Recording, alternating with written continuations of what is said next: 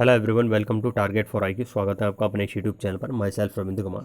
तो आज स्टार्ट करते हैं 5 अगस्त का इंपॉर्टेंट्स करंट अफेयर। शुरू करने से पहले जो भी नई वर्ष है वो चैनल को जरूर सब्सक्राइब कर दें और प्रेस द बेल आइकन, ताकि करंट अफेयर की कोई भी नई वीडियो की अपडेशन आपसे छूट ना पाए। और अगर आप बिहार सिविल जज एपीओ के लिए टेस्ट सीरीज ज्वाइन करना चाहते हैं तो हमारे दिए गए नंबर पर आप व्हाट्सअप मैसेज कर सकते हैं। चलिए कल के क्वेश्चन से लास्ट से शुरुआत, जो लास्ट में पुटअप किया गया था आपसे, उसका आंसर देख लेते हैं पहले। देखिएगा, लास्ट में जो क्वेश्चन पुटअप किया गया था आपसे, वर्तमान में वजुभाई वाला किस राज्य के राज्यपाल हैं। काफ़ी स्टूडेंट ने सही दिया है आंसर, और कोशिश क्या करें सभी स्टूडेंट्स एक्यूरेट आंसर देने की। तो ये है कर्नाटक के वर्तमान में। ठीक है, कर्नाटक आपको इतना याद रखना है, काफ़ी इंपॉर्टेंट है। चलिए फर्स्ट क्वेश्चन से आज की शुरुआत करते हैं। हाल ही में रूस ने किस देश के साथ नो आर्मी सप्लाई की पॉलिसी जारी करने को कहा है। आप समझ ही गए होंगे, know army supply means army से रिलेटेड कोई भी हथियार हो, कोई भी इक्विपमेंट्स हो, वो अब इस देश को सप्लाई नहीं किए जाएंगे। तो वो कौन सा देश है? वो है पाकिस्तान। ठीक है, पाकिस्तान को नहीं किए जाएंगे। और ये जो फैसला हुआ है एससीओ की बैठक में हुआ है, जो रूस की कैपिटल मॉस्को में चल रही है। वहाँ पर राजनाथ सिंह पार्टिसिपेट करने के लिए गए हैं। तो ये भी आपको याद रखना है। हाल ही में एससीओ की जो मीटिंग हुई है उसमें भारत की तरफ से पार्टिसिपेट किसने किया है? तो वर्तमान में जो रक्षा मंत्री हैं राजनाथ सिंह, उन्होंने पार्टिसिपेट किए थे। ठीक है, तो आपको इतना इस क्वेश्चन से याद रखना है। बाकी नेक्स्ट क्वेश्चन देखते हैं। हाल ही में किस राज्य सरकार ने चीन की कंपनियों के प्रदेश में टेंडर लेने पर रोक लगा दी है? मोस्ट इम्पोर्टेंट है। चीन की कंपनियों की जो भी टेंडर्स ले जा रहे थे उस स्टेट में अब उन पर बैन लगा दिया गया है। तो वो कौन सा प्रदेश है? तो वो है उत्तर प्रदेश। यानी कि यूपी ने सभी टेंडर रद्द कर दिए गए हैं। जितनी भी चीन की कंपनीज थी, जो भी प्राइवेट अथॉरिटी थी, सबको मना कर दिया है। ठीक है, आपको इतना याद रखना है। और प्रतिबंध तो लगाया ही है। अब हमें ये याद रखना है कि जो यूपी है उससे रिलेटेड कुछ फैक्ट भी आपको पता होना चाहिए। यूपी में जो मनरेगा जो रोज़गार है उसमें टॉप पर है यूपी। यानी कि टोटल देश का 18% मनरेगा रोज़गार यूपी ही प्रोवाइड कराता है। यहाँ आपको याद रखना। एनआरआई जो आपको बताया था, क्वेश्चन पूछा भी गया था, एनआरआई यूनिफाइड पोर्टल लॉन्च करने वाला भारत का पहला राज्य है, तो वो भी यूपी है। ठीक है, थोड़े थोड़े फैक्ट देखेंगे हर क्वेश्चन में, एक जगह एक सारे फैक्ट नहीं देखने के, फिर वही है कि ज़्यादा मटेरियल हो जाता है और कवर नहीं होता। ठीक है, तो आप इतने फैक्ट अभी इस क्वेश्चन से याद रखेंगे तो बहुत ज़्यादा बेनिफिशियल होगा। और यहाँ पर मैप में देख सकते हैं आप यूपी की लोकेशन, ये है यूपी। वर्तमान में सीएम योगी आदित्यनाथ जी हैं, और जो राज्यपाल है, गवर्नर है, वो कौन है? आनंदीबेन पटेल। इतना आपको इस क्वेश्चन से याद रखना है। चलिए क्वेश्चन नंबर 3 देख लेते हैं। हाल ही में सुप्रीम कोर्ट ने किस राज्य में रेल पटरियों के आसपास 48,000 झुग्गी झोपड़ियों को हटाने का निर्देश दिया है? काफ़ी इंपॉर्टेंट है। Behalf of the supreme court ये डिसीजन लिया गया है कि जो रेल पटरियाँ होती हैं, रेलवे लाइन होती हैं, उनके आसपास 48,000 झुग्गी झोपड़ियों को हटाया जाएगा। तो ये कौन से स्टेट की बात हो रही है? यहाँ पर ये हो रही है दिल्ली की। ठीक है, दिल्ली की बात हो रही है। काफ़ी इंपॉर्टेंट है। वर्तमान में आपको याद रखना है सीएम कौन है? अरविंद केजरीवाल। और वहाँ के जो उपराज्यपाल हैं, लेफ्टिनेंट गवर्नर है, वो कौन है? अनिल बैजल। ठीक है, अनिल बैजल। तो आपको इतना इस क्वेश्चन से याद रखना है। चलिए क्वेश्चन नंबर 4 देख लेते हैं। हाल ही में किस देश की एक शीर्ष अदालत ने हिंदू अथवा महिलाओं को कृषि और गैर कृषि ज़मीन दोनों पर अधिकार देने की घोषणा की है? मीन्स जो हिंदू अथवा जो भी महिलाएं हैं वहाँ पर अदर रिलीजन्स की, उनको एग्रीकल्चर जो भूमि है और गैर कृषि नॉन एग्रीकल्चर, ठीक है, वो ज़मीन प्रोवाइड कराई जाएगी। तो ये अधिकार किसने दिया है? तो ये अधिकार दिया है बांग्लादेश ने। ठीक है, बांग्लादेश ने दिया है। काफ़ी इंपॉर्टेंट है। बांग्लादेश की पीएम तो आपको पता ही है, शेख हसीना जी हैं। और बांग्लादेश से आपको याद रखना है, यहाँ पर है बांग्लादेश। 1971 में फॉर्मेशन हुआ था बांग्लादेश का। और कुल भारत के कितने राज्य सीमा बनाते हैं ये आपको पता होना चाहिए। पश्चिम बंगाल बनाता है, और असम बनाता है, ठीक है, और मेघालय बनाता है, और आपका त्रिपुरा बनाता है, और मिज़ोरम तो बनाता ही है। ठीक है, तो ये स्टेट्स हैं जो बांग्लादेश से सीमा बनाते हैं, आपको याद रखना है। काफ़ी इंपॉर्टेंट है, मैप्स में आप देख सकते हैं ईजिली। चलिए क्वेश्चन नंबर नेक्स्ट देखते हैं आपका। क्वेश्चन नंबर 5, हाल ही में किस राज्य सरकार ने धरोहर स्थलों की सुरक्षा के लिए एक विधेयक पारित किया है? धरोहर स्थल, हेरिटेज जो प्लेस होते हैं, उनके प्रोटेक्शन के लिए ये एक बिल पारित किया गया है, बिल पास किया गया है। तो वो किस राज्य सरकार ने किया है? तो वो किया है असम ने। ठीक है, यहाँ पर मैप में आप लोकेशन देख सकते हैं, ये है असम। तो यहाँ की राज्य सरकार ने धरोहर स्थलों की सुरक्षा के लिए ही ये बिल पास किया है।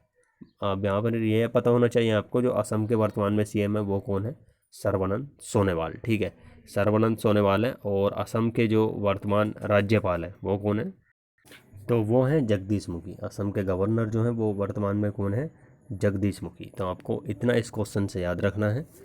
और बात करते हैं असम में जो ये प्रावधान किया गया है, जो असम को स्पेशल प्रोविजंस दिए गए हैं पूर्वोत्तर राज्य को, ईस्टर्न स्टेट को, तो वो असम समझौता यानी कि असम अकॉर्ड के पार्ट यानी कि खंड 6 के तहत। ठीक है, आपको ये भी याद रखना है।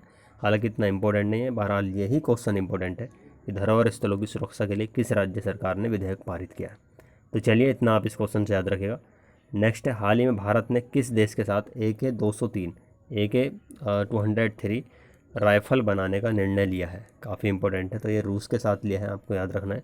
किसके साथ लिया है, रूस के साथ। ये क्या है, AK-47 का ही एक नवीनतम रूप है, आप कह सकते हैं प्रोग्रेसिंग रूप है इसका। ठीक है, और सर्वाधिक जो उन्नत मॉडल है इसका वो AK-203 है, AK-47 का। तो ये रूस की सहायता से बनाया जाएगा। अब आपको याद रखना है कि कहाँ पर बनाया जाएगा, यूपी के अमेठी में कोरबा आयुध फैक्ट्री, कोरबा आयुध फैक्ट्री। ठीक है, आपको ये भी याद रखना है। कोरबा आयुध फैक्ट्री कहाँ पर है, यूपी के अमेठी में, वहाँ पर इसका निर्माण किया जाएगा। रूस की बात आई है यहाँ पर, तो रूस से आपको पता चले इंद्र सेना जो अभ्यास है वो भारत और रूस के बीच होता है। और इस बार कहाँ पर हो रहा है, इस बार हो रहा है अंडमान निकोबार में। ठीक है, अंडमान निकोबार में हो रहा है, आपको पता ही है। बात आई है रूस की यहाँ पर, तो रूस जो था पहले USSR था, यानी कि union of Soviet socialist republics. इसमें से लगभग 15 देश बने थे। 1991 में 15 कंट्री इसमें डिवाइड हुए थे। ठीक है, आपको ये भी याद रखना है। और मैप में देखें तो ये है वो 50 कंट्री, आप इजीली समझ सकते हैं। ठीक है, बहुत ही ज़्यादा इंपॉर्टेंट है। तो बूझ लेता है निम्नलिखित में से कौन सा पार्ट USSR का नहीं था। तो इनमें से 3 ऑप्शन रखेगा, बाकी में नहीं रखेगा। ठीक है, Armenia, Azerbaijan, Belarus, Estonia, Georgia, Kazakhstan, ये सारे पार्ट्स हैं, आप इजीली इनको लिख सकते हैं। चलिए क्वेश्चन नंबर नेक्स्ट देख लेते हैं। हाल ही में किस केंद्र शासित प्रदेश ने जैव विविधता दस्तावेज के लिए, यानी कि बायोडाइवर्सिटीज़ जो होती है उसके लिए एक 10 सदस्यीय जैव विविधता परिषद बायोडाइवर्सिटीज़ काउंसिल का गठन किया है। काफ़ी इम्पोर्टेंट है। तो ये क्या है, जम्मू कश्मीर। ठीक है ना, जम्मू कश्मीर ने किया है, ये आपको याद रखना है, काफ़ी इम्पोर्टेंट है। चलिए क्वेश्चन नंबर 8 देख लेते हैं। हाल ही में UK की मैगजीन प्रोस्पेक्ट ने कोविड-19 के लिए दुनिया के 50 विचारकों की सूची में केरल की स्वास्थ्य मंत्री प्रथम स्थान पर रखा है इनको। तो ये उनका नाम पूछा है, इसमें क्या नाम है, काफ़ी इम्पोर्टेंट है। ये मीन्स ये है कि कोविड-19 जो इस समय चल रहा है उसके ऊपर इनके जो आगामी विचार हैं, दूरगामी सोच है, उनके ऊपर ही ये इनको रैंक दी गई है। तो ये है के शैलजा। ठीक है, के शैलजा हैं, काफ़ी इम्पोर्टेंट है, याद रखेगा। बाकी UK यानी कि ब्रिटेन से आप याद रखेगा, बोरिस जॉनसन वहाँ के PM हैं, और राजधानी क्या है UK की, लंदन है। इतना भी आप याद रखिएगा।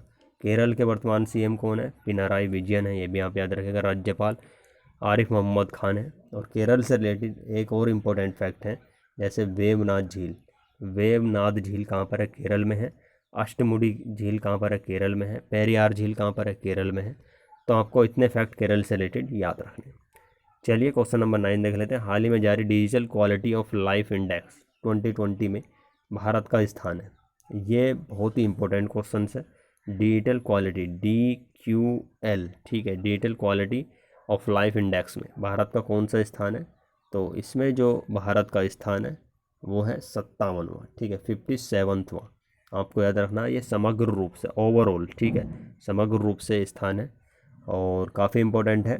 बाकी इसको जो जारी करता है वो ऑनलाइन प्राइवेसी सॉल्यूशन प्रोवाइडर है, काफ़ी इम्पोर्टेंट है, याद रखना है। बस ये याद रखना आपको, जो ये digital quality of life index है इसमें भारत का कौन सा स्थान है। ठीक है, चलिए क्वेश्चन नंबर 10 देख लेते हैं। हाल ही में किस राज्य की सरकार ने विधानसभा के मानसून सत्र में प्रश्नकाल के समय को हटा दिया है।